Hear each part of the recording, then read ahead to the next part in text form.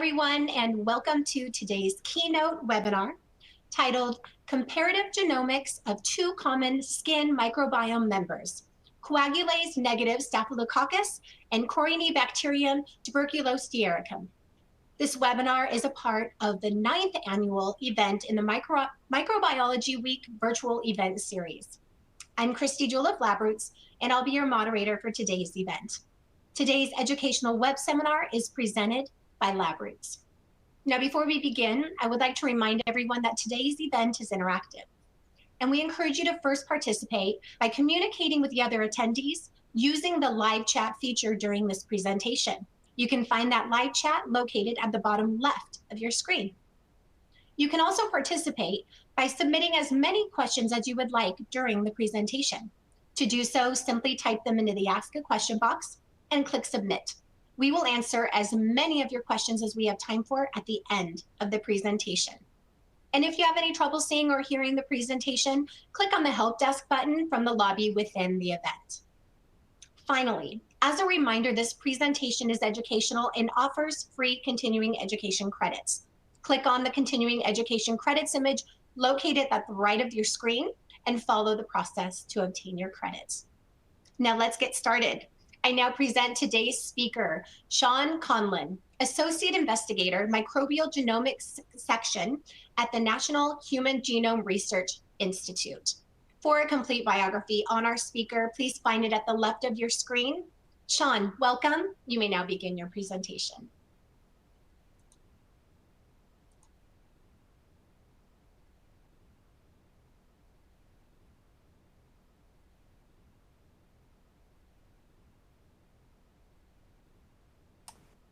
Good morning, everyone on the West Coast. I am giving this talk today from the National Human Genome Research Institute at NIH. My name is Sean Conlan, and I'm going to be talking to you today about comparative genomics of two common skin microbiome members. That's coagulase-negative Staphylococcus and Corynebacterium tuberculosum. I want to start my talk with an acknowledgement of all the folks in the Microbial Genomics Section. So that's actually Julie Segre's lab here at the NIH. I'm an Associate Investigator in her lab, but everyone in this picture contributes to the work that we do in the Microbial Genomics Section, and I'll talk a little bit more about that in a minute. But you've got bioinformatics folks, folks in the lab. And unfortunately, the two scientists who did the work on this aren't in this picture, but I'll show you them in a minute. And I also need to acknowledge the NIH Intramural Sequencing Center, which is where all of our sequencing is done. Dr. Heidi Kong's lab at NIAMS, who is our longtime clinical collaborator and is responsible for sample collection and all of our clinical studies. And Catherine Lemon's lab at Baylor College of Medicine, who's been a real help with all the Corynebacteria work that you'll see on the back end of the talk. And then on the right-hand side is just a nice picture of our building. So before I get into the two sort of mini talks for today, I want to talk a little bit about the Microbial Genomics Section, which is Julie's lab here at the NIH. And really, we've made done a lot of papers on cataloging the microbiome of healthy individuals and really trying to understand the skin microbiome specifically. And a lot of folks in the audience may be very familiar with the gut microbiome, and it's a huge amount of sort of pioneering work there. But we really are focused on the skin. Which has some really nice features. You can see the little man on the left-hand side, all the different body sites or examples of the different body sites that we use. And they really span the gamut from dry sites to oily sites to moist sites. And those give us real opportunities to look at sort of niche specificity, how bacteria differentiate themselves in living in different parts of the body. They're also easy to sample at high spatial resolution, so we can sample oily sites right next to dry sites or moist sites right next to dry sites. For instance, the antecubital crease, which is the bend in your elbows, right next to the volar forearm, which is relatively dry. We also have bilateral symmetry, so we can do the left and the right for many body sites, allowing us to look at sort of inter-individual variation. In addition to looking at the healthy human microbiome, we also look at changes in the microbiome in response to certain genetics or pathogens. So atopic dermatitis is an example. DOC8 is a primary immune deficiency. And Candida auris is a pathogen that oftentimes uses the skin as one of its reservoirs. These sort of modify what we consider sort of the natural tendency of the host to. So, if you look at all the taxa of bacteria and fungi and viruses that are out there, there's a huge number, but only a very small number actually live on us. So of the dozens of phyla that are out there, really, there's maybe 5 that are in any appreciable amount on skin, and really 2 or 3 phyla that are really very dominant. And we think that that's a lot to do with the host. The host sort of acts like a filter that determines what can grow on skin and sort of what proportions they grow in. And diseases or pathogens or things that are coming into the microbiome and trying to establish themselves can impact this. And last but not least, I'm not going to talk about it, but it does sort of play into what I'm going to talk about a little bit, is we were really interested in strain level resolution of the skin microbiome. So really trying to understand not just at the genus or species level, but even down to the strain level of how strains are transmitted across different dimensions on skin. And really in our lab, in Julie's lab, the main sort of hammer that we hit everything with is sequencing. But we use a lot of different types of sequencing. Most people in the audience are probably familiar with amplicon sequencing, where you sequence a piece of the 16S gene, and that's used as a barcode essentially, or a tag, to allow us to count bacteria on the skin. And people have used this for decades now at this point. And it's still a really valuable tool, although it is an older tool. And I'll be talking a little bit about how amplicon sequencing really pointed us in the right direction on these 2 genera of bacteria of what we were going to be sequencing, and why we might have used this kind of, this technology. And we're also going to talk a lot today about genome sequencing. So we do quite a bit of genome sequencing. That's all done up at the Intramural Sequencing Center. And really, a lot of what the lab does now is metagenomes and MAGs, so taking sort of whole genome shotgun sequencing of everything on the skin, bacteria, fungi, viruses, and just sequencing it in pieces, and then we put it back together into essentially bins that approximate a genome. And that's been a really powerful tool, and I'll talk a little bit about how the genomes in this actually help us inform, and we use those actually in our metagenomic research. So the amplicon data that we're talking about today is actually previously published data that we've reanalyzed for this project at higher resolution. It came from those 2 papers that are up on the screen. But we're using, as I mentioned, the V1, V3 region. It's the best region for skin. Again, if you're a gut person, you may use the V4, but that doesn't really resolve skin bacteria very well. And the 2 main improvements that we've made for this project over previous analyses is that we've really been using exact amplicon sequence variant, or ASV imputation, using DADA2, so you basically error correct and get exact sequences. And then those are compared to a fairly comprehensive 16S database, either RefSeq or EHOMD or both. And we really are doing species identification by perfect matches or unambiguous matches to the database.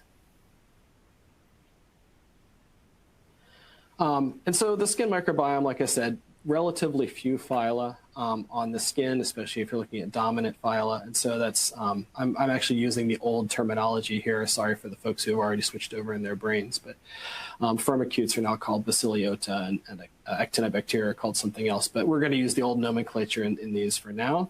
And you can see that, actinobacteria, so that's things like Cutibacterium and Corynebacterium, are very, very common. But so are firmicutes, mainly identified by like Staphylococcus and in younger individuals, Streptococcus. And so this is pretty different from what you would see in a say, a gut microbiome. But we're very familiar with these. And the question was, we've kind of known this general picture for a long time, but at least for us, we've never really dove down into exactly which Corynebacteria and exactly which Staph are forming these sort of dominant cores. So I'm going to talk about 2 projects today. The first one is actually the one that's on the bottom. It's an integrated analysis of Staphylococci from human skin, and that's actually going to be looking at 3 different species and really trying to build a genus-level view of these very important skin bacteria. And then the second project I'm going to talk about is a project looking at Corynebacteria diversity, very specifically C. tuberculous stericum. So the first project is Payal Joglekar from our lab, and the second project was done by Nashwa Ahmed in our lab. And these are both in preprint servers, so that's what the barcodes are. So Staphylococcus species on human skin. I already showed you kind of the global of all the phyla. Now this is really zoomed into which specific staph we're finding on the skin, and you can see in the color code there. There's quite a few that we can resolve down to the species level or approximately the species level. You'll see that some are groups rather than species. But what becomes very obvious just by looking at this is that there is some niche specificity, the most extreme example being S. auricularis, which is pretty much only found in the ear. That's in the upper left hand of those bar charts. And that's a fairly tight niche specificity. We really don't find it anywhere else. And we didn't actually look at that one because it's not widespread. But you can tell from looking at this already that there's a lot of dark blue, there's a lot of kind of robin's egg blue, and a lot of this kind of light green. And you know what you're seeing by your eye, we verify out in a minute in a kind of prevalence and abundance chart. But again, these are the body sites we're interested in. There's 14 of them, and this is across 23 healthy volunteers. And you can see in the ordination plot on the bottom how the three species that I just pointed out to you, Staph epidermidis, Staph hominis, and Staph capitis, they kind of are primary drivers that separate body sites. And you could see that just by eye, that some of the, like for instance, the retroauricular crease, which is behind the ear, is very Staph epi dominated versus the inguinal crease, which is very Staph hominis dominated. So like I said, this is a view of across all of these different staph species. You're looking on the x-axis, or well, you're looking as you go across the x-axis from most to least prevalent. So do we find it on all subjects and body sites, or do we find it on very few? And there are four species that we find across all of our subjects: epidermidis, capitis, hominis, and Warneri. I'm not going to talk about Warneri because actually in our culturomics collection, which is what's going to be the basis of this, we actually cultured relatively few Warneri, and that's a little bit of an open question as to why that is. But you can also see that in addition to being very prevalent, so commonly found, they're also quite abundant in many cases. And so we really focused on those first three that are on the left-hand side of your screen to really ask, like, how do they differ? How do they overlap? How are they sharing the same spaces? And how are they being excluded from some spaces on the skin? This is the genome collection. We ended up sequencing many more than this, but they've been de-replicated down so that we don't have a lot of redundant genomes where it's basically the same isolate sequenced over and over again. And so when we did that dereplication, we ended up with 22 capitis, 49 epidermidis, and 55 hominis genomes. And you can see them arranged in this. It's kind of it's rooted in the center, so you end up with all the hominis kind of stuck in the center of that, but essentially kind of an unrooted tree, really. And you can see that if you looked really carefully, and you may be able to see this in some of the slides better, that there is some structure within those Staph capitis and Staph epidermidis branches where you see clades and things like that. But essentially all this is really trying to show you is less about the phylogenetics and more about the colors that are on the outside of this wheel, which is, for each of the species, we've really tried to make sure that we sample multiple subjects, multiple body sites, so that we're not seeing effects that are really unique to an individual or unique to sort of a one-off bacteria. These are sort of generalizable trends. This is just a quick overview of the genome sizes and some indications of sort of how well these genomes are sequenced in public databases.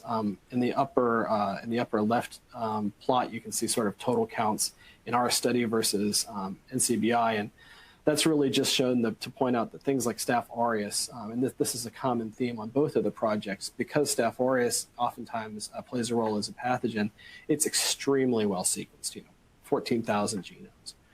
These are much less well sequenced.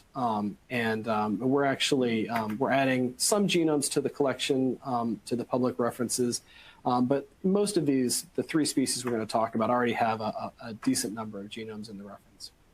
And when you look at things like the genome size, you can see that our collection is very comparable to the sort of bulk collections. And note that Staph hominis actually has a considerably smaller genome size than the other staphs. And that's going to become important when you start thinking about the pangenome in a minute, because the pangenome, it has to fit in basically all of the core genes that it needs for sort of core functionalities, but then also now it might have a limited amount of space to put in accessory genes that would allow it to specialize. And then the bottom two are just showing the distributions of the total numbers of coding sequences predicted for the different genomes that show that they're pretty similar. And the GC content, which is really, there's a fairly narrow range there, so we're not ascribing much to that. But the genome size is an interesting feature that we weren't expecting to see, just sort of looking at bulk genome sequencing. And one of the first things that we wanted to do, but one of the last things we completed, because it really is, it's a challenging problem, is we really wanted to build a genus level pangenome. So the pangenome, if I didn't explain that well earlier, is the whole collection of genes in a particular taxa. So it's very common to make a species level pangenome where you basically call, annotate, and cluster all of the genes and basically say, okay, these are genes that this particular species, everyone in this species has, that's core. Genes that are present in only a subset of the species are considered accessory. And there's a lot of different terms that are used, but I'll probably say core and accessory for this talk. But what we have here is not just one species, but we have 3 species. And we were really interested in integrating that into a genus level pangenome. And there's a lot of different ways people have attempted to do this, including sort of taking all 126 genomes, calling the genes, and trying to cluster them that way. We found in our hands that actually was pretty poor performer. In many cases, one or more of the species would be excluded from clusters, and it just didn't work very well. And so what we actually chose to do was annotate the genomes with PROCA, so that's going to give us all of our genes. We used Panaroo, which is a pretty standard next generation pangenome caller. So it can take these kind of genomes that are maybe not quite perfect because they're short read assembly genomes, and it can look for things like split genes and whatnot. And from that, we get a pangenome for each species. That's the colored little databases you see in the middle. And then we merged those 3 databases actually using reciprocal best blast hits between the members, and then looked for essentially triangular relationships where each of the species has a member. And that worked really quite well for us for sort of joining up these pangenomes into a pangenome database. This is an overview of that database. It's a little complicated. There's a lot of numbers here. But in the upper left-hand part of this, you can see kind of a classic plot people always do with pangenomes, where you're looking at the number of genes a genome is in the x-axis and the sort of number of genes. And so on the far right of this are basically core genes, which are present in 100% of genomes. And on the far left, you're seeing a distribution of genes that are present in everything from one genome to some subset of dozens or tens of genomes. And maybe more intuitive is the Venn diagram to the right of that. And what you can see there's 2 numbers for each of the little segments. One is the total number of genes in that intersection, and the other one is the fraction of those that are core. So the way you would read this is that there are 2,085 genes in that sort of central overlap between all of them, but only 1,660 of those are core, which means some fraction of those are genes that are contributed by each of the 3 species, but they are not considered to be high enough to be core. And likewise, as an example for the hominis, there's a little over 2,300 genes that are unique to hominis, and 90 of those are core to hominis's genome, but not found in the other 2 genomes.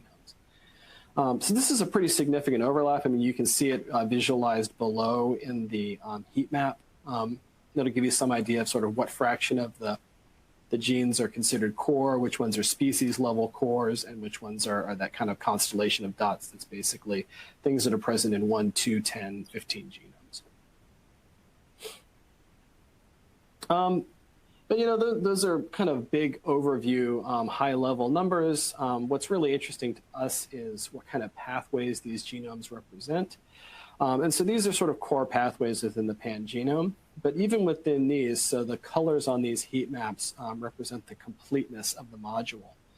And what you can see is that in some cases, in many cases, so for instance, carbohydrate metabolism, those pathways are largely complete across all species.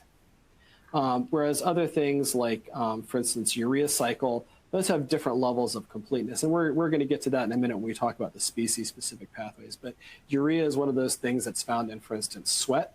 That'll become important as we talk about growth phenotypes. There's also a pretty clear difference in the presence and absence of the histidine biosynthesis and degradation pathways. You can see those down towards the bottom of the amino acid metabolism. And then you can see some other things in the cofactors. So there really are, you can see these things in blocks where a given species, most of the members or all of the members of that species have different levels of completeness of these pathways. And these are going to contribute to explanations for why these bacteria have the different site preferences that they do. So moving from the core to really the species-restricted pathways. So these are pathways, instead of looking at completeness, we're now looking at presence-absence. So some of these pathways are simply absent in the other species. And you can see that there's kind of a checkerboard going down. These have been curated. So this is a really kind of Herculean work that Payal did to sort of really go in and curate and pull out pathways that are really going to be have literature evidence for being important for living on the skin. So things like lactate use could be important for things like lactate being in sweat or utilizing that as a carbon source. These ACME elements that you see about a third of the way down, those are arginine catabolic mobile elements that are thought to be involved, or they are involved in arginine and ammonia metabolism, but had been postulated, I think without, it's a little controversial, but I think have been postulated to perhaps contribute to pH regulation on the skin. The skin's a little bit acidic. You also have genes for biofilm formation, and importantly, things like heme acquisition and metal uptake. So, we do think that the skin may be a relatively nutrient-poor environment, again, compared to the gut especially.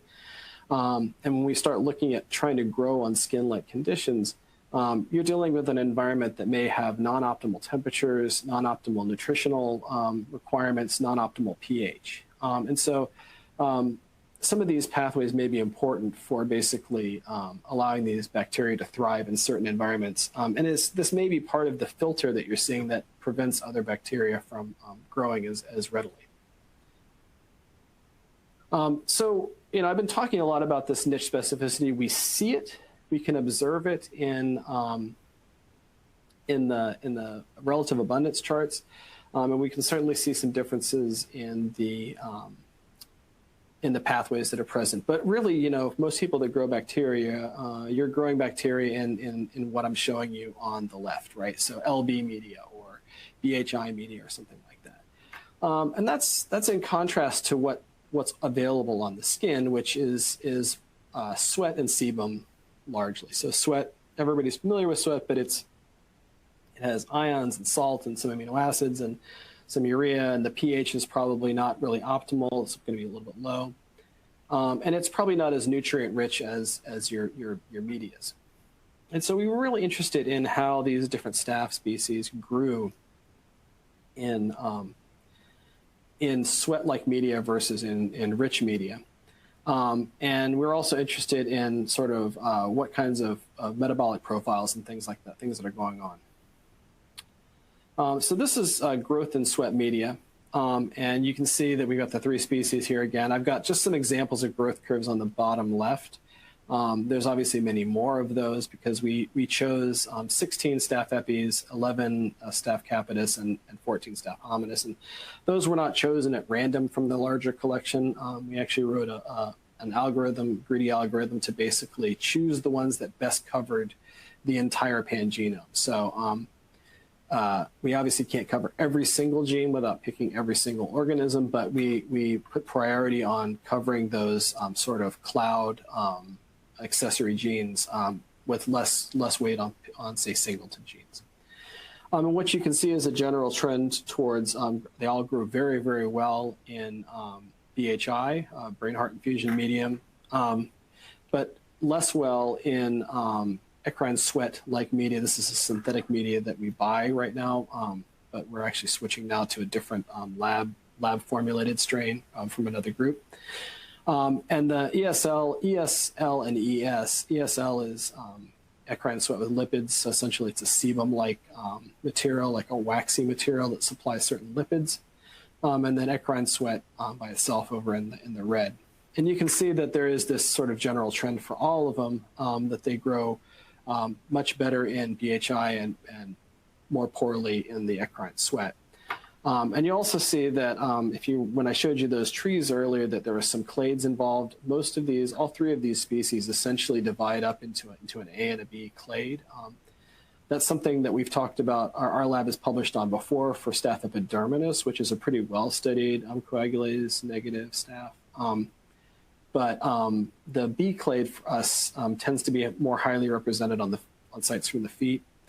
And you can see here that, for instance, Staph capitis, their B clade, which is a different, it's not necessarily represented on the feet, but it grows better in all of these conditions than the A clade. So there is some phenotype that is tracking along with the structure, the sort of phylogenetic structure of the tree. And in the interest of time, I'm going to skip over some RNA-seq analysis. That's where this is all heading, obviously. There's been some RNA-seq analysis that's been done, and it's going to be published. But I really wanted to just leave you with kind of the diversity of really trying the more computational aspects that we did on this, of really trying to understand the pan-genomes and then show how those sort of correlate with niche specificity and things like that. So some conclusions from this first part of the talk is, by now I should have convinced you that capitis, epidermidis, and hominis are the most abundant and prevalent staph on the skin. We developed this genus-level core, which consists of just over 1,600 genes that are present in all three of these species and important for core metabolism. And then there's a large collection of about 80% of the genes that are present only in a subset of genomes. And some of those really do have skin-specific, species-specific functions. And so there really is going to be this interplay between the niche specificity of each individual staph, their genomes, their pan-genomes, and sort of their success on the skin. So I'm going to switch gears now and talk about a second project that I mentioned at the beginning. So this is Nashwa Ahmed. She was a postbac in our lab. And again, this project sort of started off of amplicon data and then worked its way towards a really interesting genome-based comparative genomics project. So in sort of parallel structure to what you've seen before, you can, for the most part, ignore. It's just the plot on the right is, once again, this kind of phylum level look, showing again that there's a lot of these actinobacteria, and that if you actually look on the right-hand side, that's again this kind of zoomed into just the Corynebacterium genus, which is made up of a lot of different Corynebacteria. The most sort of famous one, if you were to look in the genomes, is Corynebacterium diphtheria. That's obviously a pathogen. It's obviously very well sequenced. A lot of these skin Corynebacteria are not nearly as well sequenced, and the one that we're going to focus on, tuberculous stericum, which is in that kind of robin's egg blue, is actually extremely poorly sequenced. At the time of this study, there were only about 5 genomes, and I say about, there are more, but there's some of them are like metagenome assembled genomes from marine environments, or some of them are duplicates. So really there was very little representation of the genomes of these Corynebacteria, in particular these tuberculous stericums, in the public databases. So we really saw an opportunity here to do some sequencing to fill that part of the tree out and to really understand a little bit more about their genomes. And so, as I mentioned earlier, like for this reanalysis of the amplicon data, we really went from, back in the old days, we used to do these OTU-based clustering analyses where sequences of the 16S gene would be essentially clustered together at some identity threshold. But for this analysis, we really did use ASVs, which is amplicon sequence variants. So we basically correct as many of the errors as we can in the sequencing reads and really look at every sequence as its own individual item. So there's no clustering involved. So when I say ASV3 or ASV13, those are exact sequences that perfectly match a known 16S gene. And if you look at the heat map on the left, you can see that there are these 5 ASVs that I'm showing you that are all from Corynebacteria tuberculostericum. But ASV3 and ASV13 are by far the most common, the most dominant. And ASV3 is found across all niches on the body. So it's found in sebaceous and moist and on the feet, in the nares. But ASV13 is actually considerably less common, and it's really enriched in the feet. And we're going to come back to this again a couple of times, but it is a trend that we noticed that the feet are kind of an unusual site and may sort of engender specificity for some reason. And if you look at the relative abundances of these ASVs, I mean, these relative abundance plots don't look like relative abundance plots; they look like barcodes. And that's because there aren't really, in most cases, mixtures of ASVs at a different body site. Essentially, it's, I don't want to say clonal, but these are very, very highly enriched for a single strain. In almost all cases, the example that's sort of against that is the toenail, right? So the toenail actually has both ASV3 and ASV13. It's really the only place where we see this mixture. Everywhere else, there are these very sort of homogeneous, strikingly homogeneous collections of ASVs. And so as I go through this, I'm often going to refer to ASV3 as either ribotype A or phylotype A, and ASV13 is B. And the other 3 are essentially not going to come into this talk because they're pretty rare. So this ASV13 or B that we found, we actually didn't have very many genomes in our culturomics collection when we went through and screened what we'd sequenced. And so we went back and essentially enriched for that by taking ASV13, comparing it to our full-length 16S RNA collection that's associated with our culturomics collection. So this is a large collection of bacteria that have been collected from skin. And we found 8 out of the ones that we screened, and we're able to subculture those and then sequence them to basically get a better representation of this sort of ribotype B or ASV13. And in our lab, we typically will do shotgun assemblies, so short read assemblies of about 90% of genomes in a collection for a project. So that's sequencing on, for instance, an Illumina instrument, and then doing an assembly into contigs that maybe a genome would have, say, 100 contigs. We usually always take about 10% of those and also sequence them on a long read instrument. And so for the Staph project, those were actually done about, I think, 50-50 with Oxford Nanopore, and about and the other 50% was PacBio long read sequencing. In this case, these were all done with PacBio long read sequencing. And so now if we take all of these genomes, put them into an ANI matrix, so this is a fast ANI heat map on the right-hand side. Where you see the stars in the boxes, that's a cutoff that would be approximately where a species is. So each block is kind of roughly a species. And what you can see is that there's sort of in the upper right-hand corner, there's kind of a large block of kind of strictly Corynebacterium tuberculostericum. But then there's these sort of other blocks as you go to the left and down. And this is really highlighting something that, for instance, Lindsay Callan's lab has pointed out, and others, that tuberculostericum is actually probably a species complex. It's probably more than one species. And we would agree with that. And in this case, we can see that we've sequenced genomes from what would be strictly Corynebacterium tuberculostericum, but also Corynebacterium cephaloresidentiae, that's at the bottom. There's a Corynebacterium curii that was recently sequenced by Capelli et al. And then our little block here, which is kind of 2/3 of the way down that line, where you see these CTNIH 20 through 23. That's a little block of these ASV 13 or phylotype B isolates.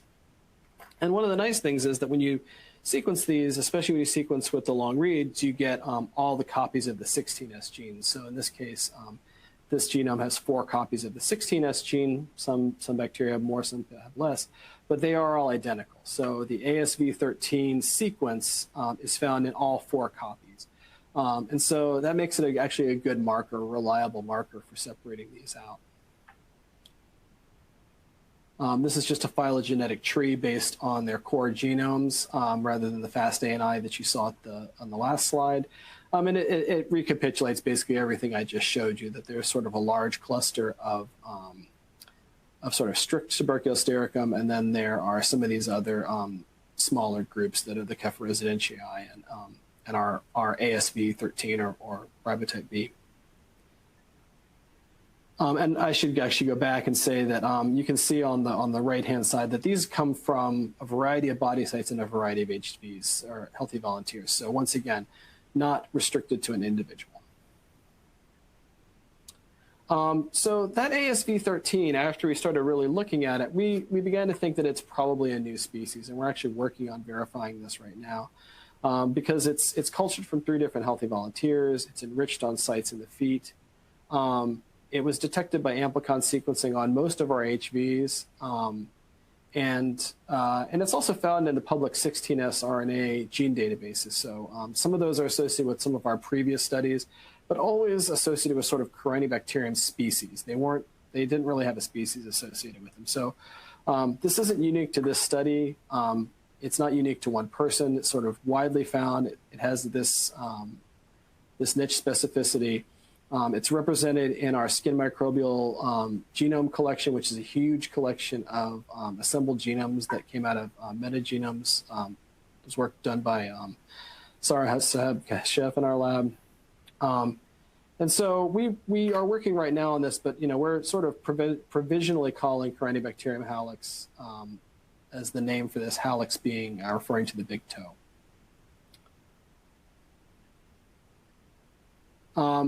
So going back into these, considering the Tuberculostericum pangenome or the Tuberculosterium species complex pangenome, we wanted to go in and do some similar things to what I showed you with the Staphylococcus. But in fact, when we really looked and compared what we're calling C. hallux or phylotype B to the other Corynebacteria, Tuberculostericum, we found very few genes that consistently separated them. It was only about a dozen. One of them is involved in iron, and one of them may be a bacteriocin, which you could speculate would contribute to some sort of within niche competition. But we didn't find the same kinds of stories that we found with the Staphylococcus that I showed you earlier. So I'm showing you this just to say that we were able to build a pangenome. The core genome size is about 1,800 genes. And the Heap's law curve that you see in the upper right-hand side shows that this is still an open genome. So even though we've sequenced, we've gone from having about 5 genomes to having 28 genomes, we still haven't sequenced the full diversity of genes that are present in the Tuberculostericum species complex.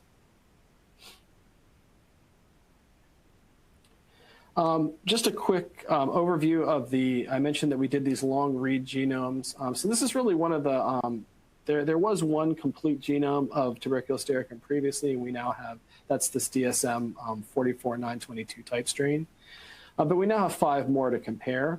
The ones in blue are the ASV3, or the kind of more strict sensed Tuberculostericums, and the ones in purple are this ASV13 or Corynebacterium hallux, as we're gonna call it. And you can see that these are largely very synthetic genomes. So essentially, there's not a lot of rearrangements. You can see a couple of rearrangements at the top between the type strain and CTNH13, but essentially they're largely synthetic across their length. When you go from CTNH12 to 20, that's where we think the species break is. That's why the colors are darker. Those are lower identity alignment bands. And so this is sort of just an overview of the genomes. You can also see on the right-hand side plasmids. There were no plasmids detected in 2 of them versus 3 of the other genomes we were able to get complete plasmids. And that's another benefit of long-read sequencing, is that you can get these full plasmid complements out. And that's going to be important because actually there's only one Corynebacterium tuberculosericum plasmid in the database. So we're really improving the collection of plasmids that are known to be associated with C. tuberculosericum.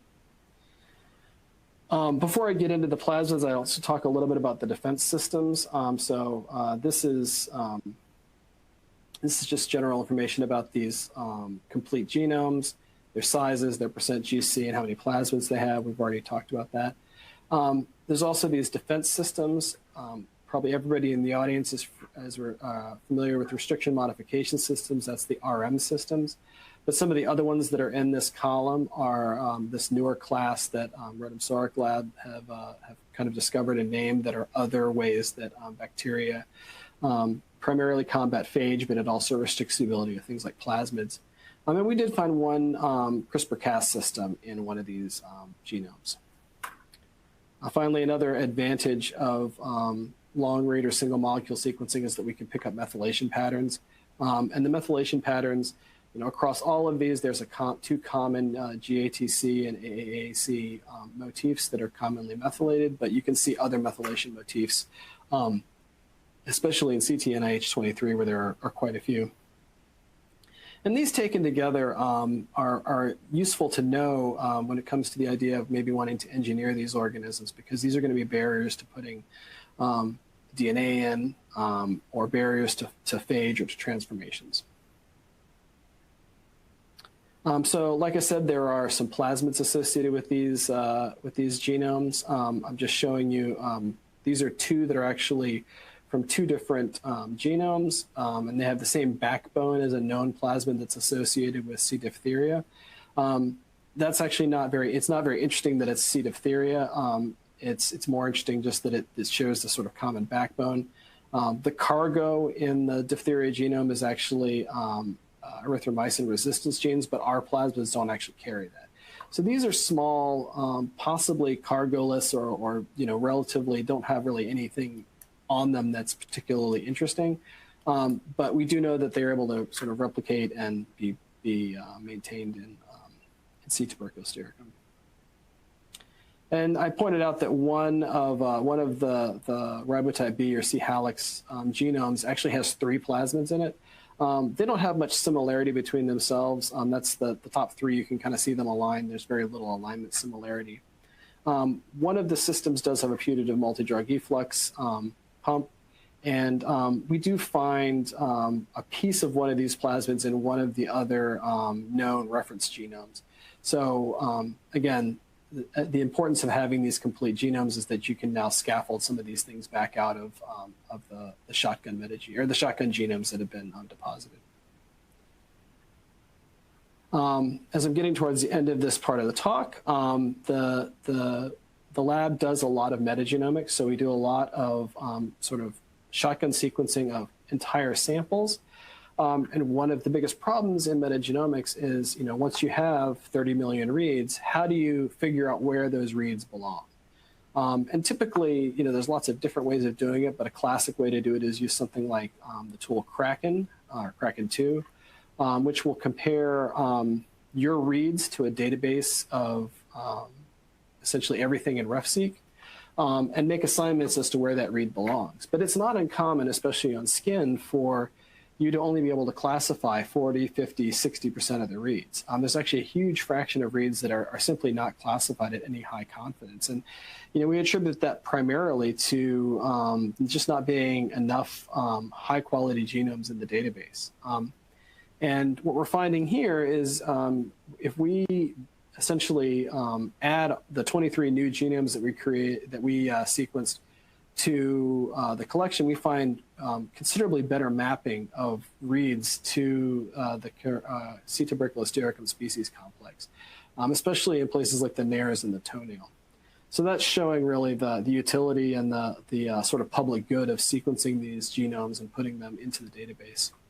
On the right-hand side, this is a kind of a mated figure to the one that I showed you at the beginning of the amplicon sequencing data, where in the amplicon sequencing data, we can see that the sort of strict tuberculous stericum is found all over the body, whereas C. hallux, and at the time that was ASV13, was really only found on the feet.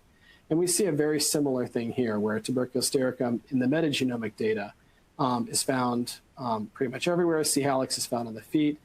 C. residentii, which was originally sequenced out of kefir, which is a food product, may actually have body sites on the human body that it's actually that's a niche or a host or home for that bacteria. And then C. curii is one that we isolated that was, like I said, recently described, and we don't think it's a major component of our skin microbiomes. And we did a similar project to what we did with the staphylococci, where we grew these in sweat media.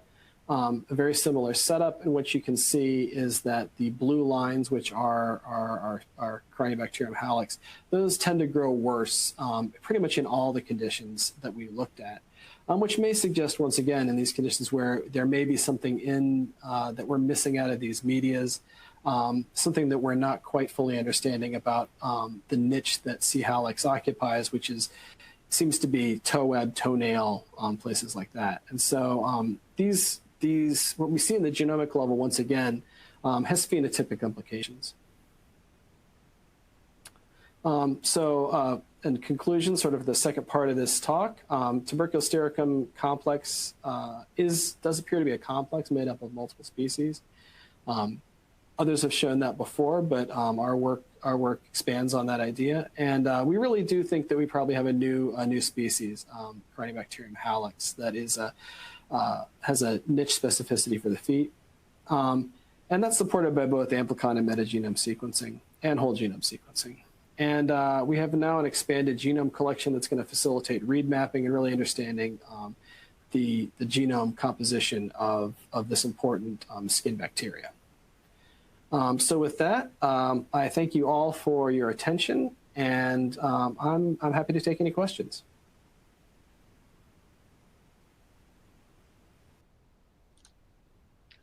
Thank you, Sean, for your informative presentation. And now we will start our live Q&A portion of our webinar. Now, to our audience, if you have any questions you would like to ask, please do so now. Just submit the question in the Ask a Question box located at the bottom of your screen. Okay, let's get started. John, we've got some great questions already coming in, so I'm going to start with this one. Could you elaborate on how you arrived at your strategy for building a genus-level pangenome for Staph? Yeah, so I mean, there aren't perfect tools for doing this at the genus level. You know, the tools like, you know, if you go back in time, things like people use Program, then Rory, and you can do things like loosen up the percent identity thresholds to allow more clustering and things like that. But the tools weren't really designed to work above kind of the species level. And so we did try some of those things. We tried, actually, Panaru has a graph merging tool that will allow you to take the graphical representation of the 3 species pangenomes and merge them. And nothing we did really worked very well. We always had the situation where, say, Staph epidermidis and Staph capitis, their orthologs would all cluster together, and Staph hominis would form its own cluster. So now that doesn't look like a core, genus core, but you can see that they both have the same gene names. And yeah, I know that's not a perfect proxy for whether they're the same functions, but you know, when you see over and over again, you know, 2 different NOR-G clusters, and all of the members of NOR-G are epi and capitis for one, and then it's all hominis, it seems like the clustering is not capturing all of that. And it could be because hominis is a little bit more distant from those 2. And so we really settled on, we felt like the Panaru species level pangenomes were probably pretty good. And so we took those and then used a reciprocal blast approach, where basically we went down to, we did a coarse parameter scan and figured out that about 40% identity, and then we used 50% coverage to sort of prevent domain level matches, was pretty good for clustering these. And we got decent clustering of things that we knew belonged together. And it's not going to be perfect. But like I said, this is sort of one of the last things we managed to do in this project, and one of the first things we thought of. And it just took that long to kind of figure it out. But yeah.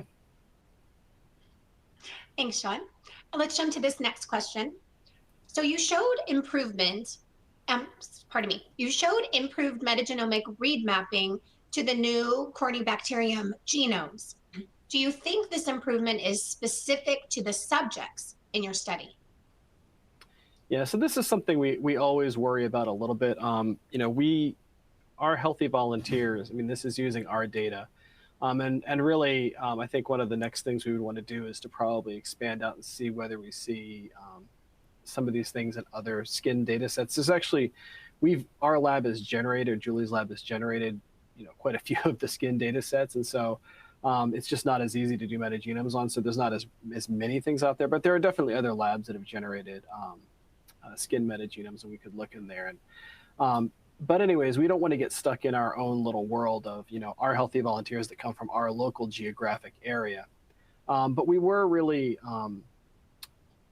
happy to see that, you know, when we isolated genomes from, say, you know, patients 1, 2, and 3, we still get a lot of reads mapping to those genomes from patients 4, 5, 6, 7, 8, 9. So those genomes belong to isolates, and those isolates are not necessarily unique to an individual. They actually help us map reads from other patients. And I didn't point that out in the kind of box plots that I showed you, but the points were either triangles or circles, and the triangles and circles differentiate whether that individual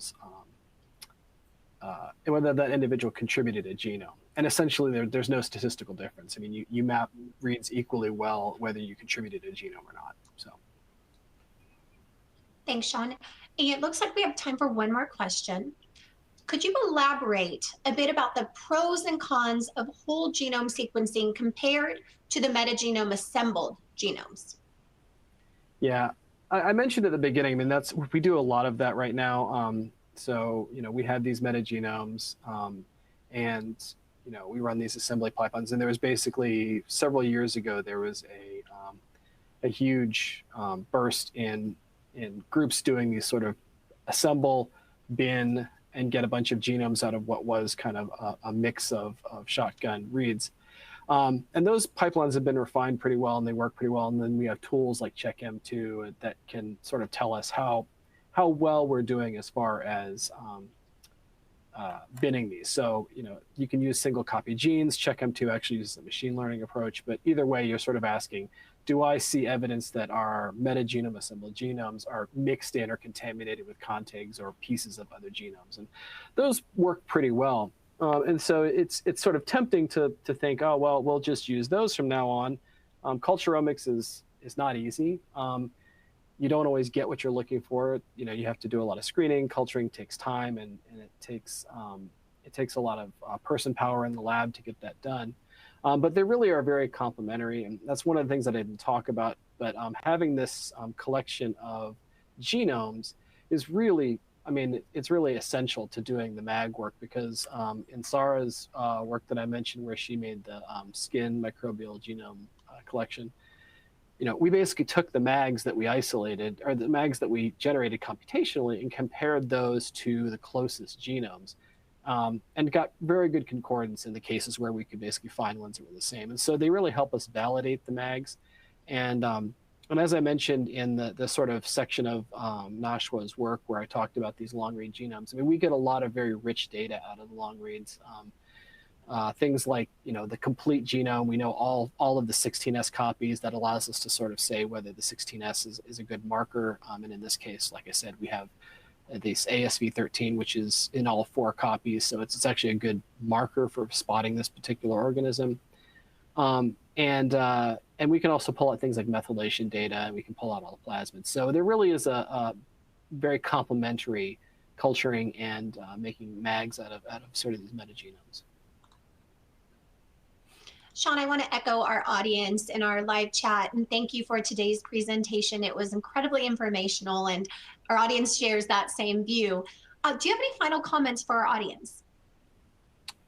Not really. I do think that this work was, you know, I'll say it again. I mean, if you're going to give me an extra minute, I'll take it to say, you know, I did some of the computational work on this, but this is really the work of Julie's lab, Julie Segre's lab here at the NIH. We have a great team of people here who do all the lab work, a lot of computational analysts, and then we have the NIH Intramural Sequencing Center, and all of this, none of this would be possible without any of those folks. And we're really interested in big questions. We're interested in looking at diseases, but we're also interested in basic science, and we're interested in being good stewards and generating these data resources that are going to help other labs. So we really work hard to share all of our data and make all of this public as soon as we can. So keep an eye on PubMed for our papers and for the data as it comes out into the public databases.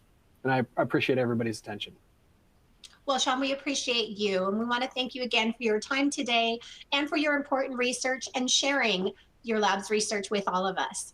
Before we go, I do want to thank the audience for joining us today and for their interesting questions. Those questions that we did not have time to get to today, and additionally, those submitted during the on-demand period, they will be addressed by our speaker via the contact information you provided at the time of registration. Today's webcast can be viewed on demand for 2 years. That's through September 7th, 2025. LabRoots will alert you via email when it's available for replay. We encourage you to share that email with your colleagues who may have missed today's live event. Thank you for joining us. Until next time, goodbye.